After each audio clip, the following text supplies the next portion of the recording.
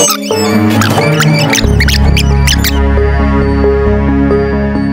ऐक ना, D sorry, D please ऐक ना, ऐक ना डी.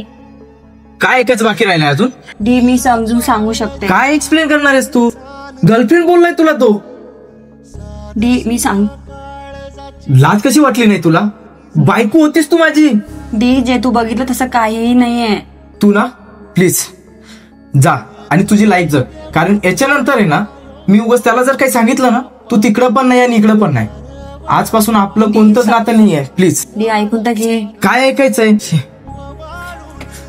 आणि हा उपकार माझ्या मित्रांचे, त्यांनी मला इथं पाठवलं. चांगलं जायचं दिवस आहे ना.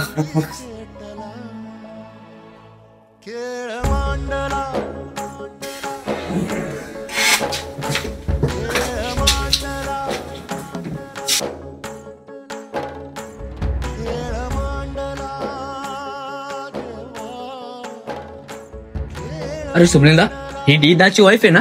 हो तीच आहे. थांब मी लगेच कॉल करतो त्याला. नाही बंटी, कॉल वगैरे नको करू. तो आपला एकदम जवळचा मित्र आहे. त्याला पण असा फोन करणं त्याला ऑकवर्ड फील करून देणं आहे. मला माहितीये डीला फोन न करता इथं कसं बोलवायचंय. तू एक काम कर. ओके दादा, मी लगेच ठीक. एक मिनिट. डीला काय बोल. अरे स्वप्नील भाई, अरे डी हा इथं पार्सल आलंय, हे द्यायचंय. अच्छा पिझ्झा. अरे हा डी मीच ऑर्डर केलं होतं ते. हा काय? हा तू एक काम करशील डी, फर्स्ट फ्लोअरला 3 नंबरच्या फ्लॅटमध्ये तेवढं पार्सल देशील. आम्हाला थोडं अर्जंट काम आहे, जायचंय. हा चालेल ना, काहीच प्रॉब्लेम नाही. बाकी सगळं ठीक आहे ना? एकदम ओके ओके. चालेल, येऊ आम्ही. हा. मला थोडं अर्जंट होतं, मला जायचं. चालेल भाई, काही विषय नाही. भेटू आपण. हा चालेल. हा मी देऊन.